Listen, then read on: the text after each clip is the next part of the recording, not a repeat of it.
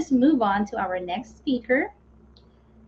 Kristine Lim is being able to draw before learning how to write foretold what Kristine Lim was born for. She graduated cum laude from the University of the Philippines, Diliman. As a university scholar for 4 consecutive years, she passionately explored her chosen path, which has always been her calling. Hence, she grew as a multidisciplinary artist with painting, drawing, graphic design, film and digital, photography, and digital art as her areas of interest. Over the years, she has come to understand what visual arts mean for her. Art is a God given skill to relay and do something beyond what the artist wants to convey, and where the message goes past all known worlds and lexis. Every exposition counts, especially if it positively impacts and transforms the viewer's life and disposition. This artist on a mission was capture the hearts of many after her successful solo art exhibit called Almost There. This marked her official return to the art scene after being on hiatus for years. Not known to many, Christine is a mirror writer and she also sleep talks. Christine will share her mission and the story behind her topic, When a Demanding Woman Faces a Demanding God. Streaming live from Quezon City, Philippines, ladies and gentlemen, Christine Lim.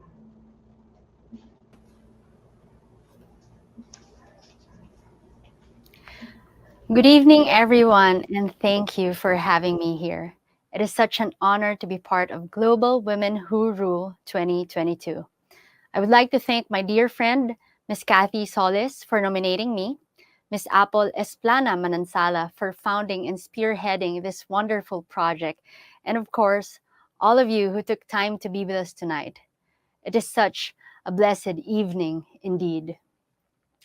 Before I begin, I first would like to share with all of you who I've been known to be as a woman for as long as I can remember. But I'll just summarize it in one word: demanding. I'm not going to sugarcoat or shroud myself with self righteousness, especially for tonight.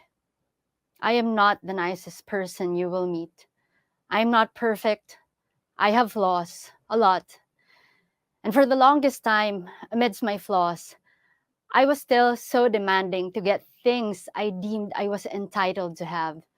And what are those things? Everything. As a daughter, my mother and my strict and demanding father had the hardest time raising me.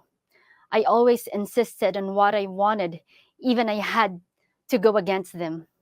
I was a rebellious child and adult. I always fought hard to be the person I want to be, even if it wasn't what they wanted me to become. As a friend, I was very demanding with acceptance and affirmation. As an enemy, I always demanded to be right, and I will do whatever it takes to prove those who hurt me that they are wrong. As a student, I always demanded to be the best in areas I knew I was good at and wanted to excel in. As an employee, I was demanding to always be heard. I was demanding to do things my way. And perhaps that's the reason why being a professional artist suited me better. Now, most of the time, I work alone. As a boss, I was demanding with time, with fast progress, with everything I felt I needed from my employees. I was demanding to always be followed and for everyone to do things my way in the timeline that I demanded to be met. As a wife, I demanded from my husband, you know how wives are. Let's say it together. I demanded from my husband to give me the sun, the moon, the stars, and the world. As a mother, I demanded from God to make my children better than other children. And I'm sure if not all, most mothers, parents can relate. Yes. However, being demanding never gave me what I wanted. Never. Because looking back, the reason why I was so demanding for the longest time was not that I kept on getting what I wanted. It was because I really, it was because what I really wanted was to be happy. And no one in this world could give me that. Happiness comes from within. It wasn't just something that I wanted, it was something I desperately needed. For years, I've been looking for happiness from the wrong places, the wrong people, the wrong situations, parties, alcohol, medications, relationships, even goodwills like charity efforts that I was engaging myself in presented themselves futile in providing answers to my anxiety, depression, and desperation. My reckless and wrong decisions led me deeper and deeper until I was drowning, that I can no longer breathe. The only option that made sense was to take my life away. Then one evening, amidst my husband's strong refusal to go, I found myself inside a church during one of their service, as if the whole program was dedicated to me. In a snap, God answered me and turned my life around. There, I told him, I'm his, and whatever he wants me to do, I will do. Wherever he wants to take me, I will follow.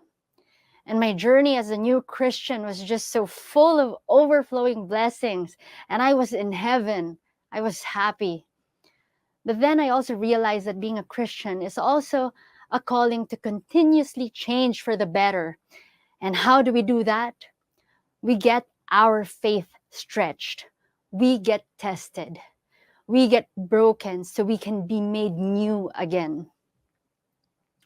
After a few months, after I surrendered my life to him, he blessed me with identical twin boys, John and Judah.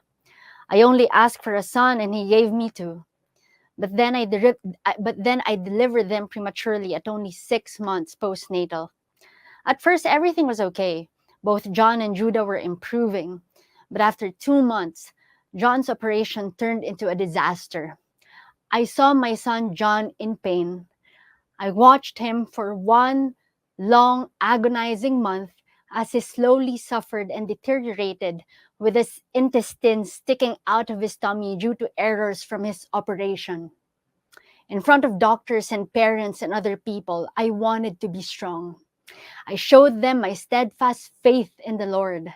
I didn't want them to see that I was scared and unhappy. No, I will not be defeated again. But every time I went home, I would go to my walk-in closet. There, I would scream at the Lord and shout nasty words at him. I cried. I cried over and over, and I demanded him to take all the pain away. I demanded him to make everything okay. I demanded him to take me instead.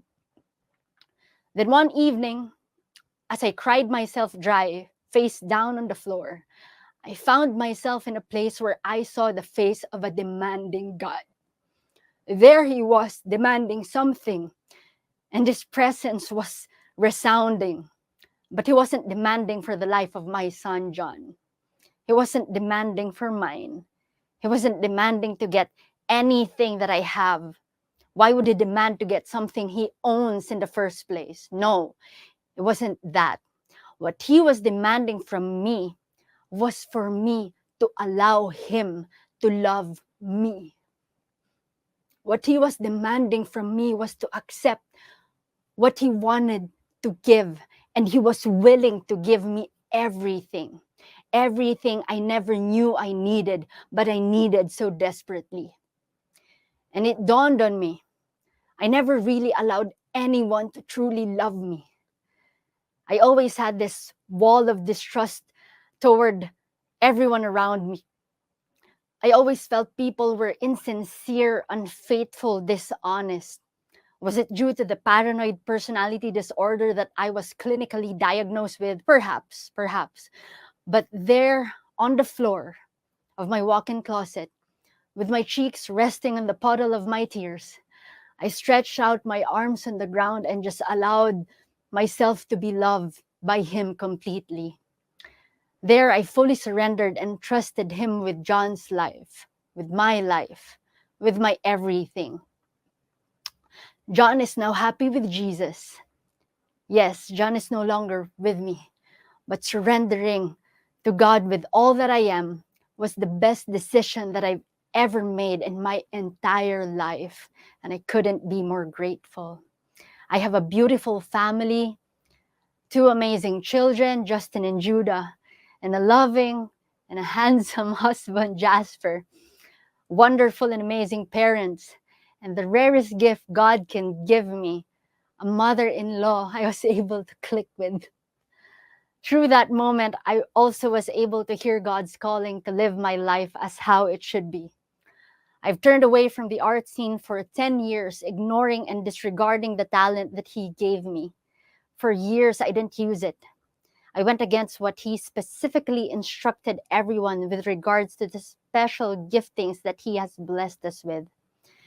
After my John passed on, two people, a sign of God's conviction and confirmation, told me on separate occasions, John is no longer with us because his mission was already accomplished, and it was followed with, you are still here because your mission is not done yet.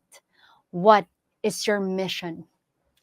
And I immediately knew what it was, as if it was the clearest ray of sunshine that turned on me to be a spotlight.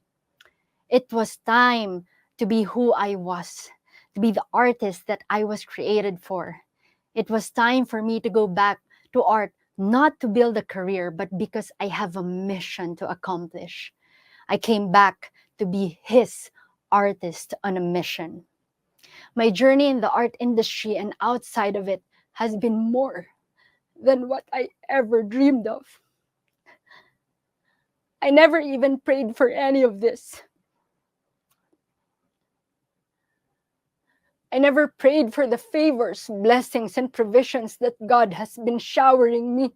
And so, though I still feel I'm undeserving of all that I have been receiving because of what I've done in the past, and I've been trying not to continue to do, I just allow myself to be used by Him. I just allow myself not to be in control and let God move me. I'm sorry. I still am not perfect. I'm no saint, but I am no longer the same. I am no longer just a woman. I'm now God's woman.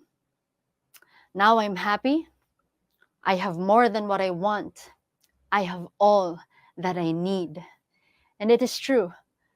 Christ is enough. With all that I've shared with you, I'm sure you ask, am I still demanding? Is Kristine still demanding? The answer remains to be yes. But now, as a daughter, I demand from myself to be intentional in obeying my parents and to show them that I honor, appreciate, and love them.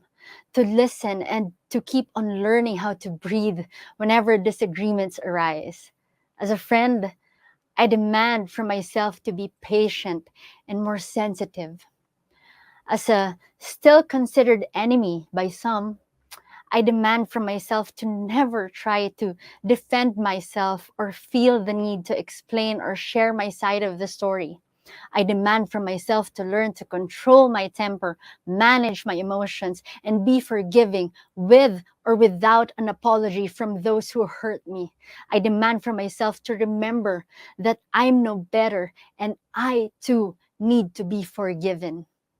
As a student, I demand from myself to listen to my mentor, focus on honing myself, and never compare my capacity with anyone. As a boss, I demand from myself to learn how to trust and understand whenever I get disappointed. I demand from myself to be confident that God has something better He has already set before me. His plans and timing are greater than my planned projects and schedules. As a wife, I demand from Jasper to say sorry because I'm always right. I'm kidding. As a wife, I demand from myself to learn how to listen, to respect and love my husband unconditionally. And I just want to say, Jasper, you're such a blessing to me. As a mother, I demand from myself to not be controlling and to simply allow my children to grow at their own pace. And in this beautiful world, to simply guide them and witness as God makes them bloom towards becoming the person that He created them to be. I demand from myself to always accept that they are not mine, but God's, and whatever happens, they are going to be all right. And now, as an artist on a mission, I demand from myself to be intentional in maximizing the talent that God has given me, to be the person He shaped me to be. I demand from myself to use the work of my hands, not for my self-serving reasons, but for God's purpose. To use art beyond art. In endless ways, the Lord calls me and is able to equip me. I demand from myself to move in ways that go beyond what the industry has been used to in terms of what art is about. So yes, I still am demanding. But indeed, what the enemy intended for evil, God can always use it for good. And who knew demanding can be a good thing? And so, as people, as women, who will never be perfect, always a work in progress, but has that drive to keep on trying, we must demand from ourselves to constantly change to be better. We must demand from ourselves to open our hearts, to learn to lift up and surrender everything to our Lord, that He may guide us and transform us. We must demand that God's perfect love must rule in our lives. So let Jesus rule, because this is how God's women will rule. Magandang gabi po sa inyong lahat at Hiraya Maniwari.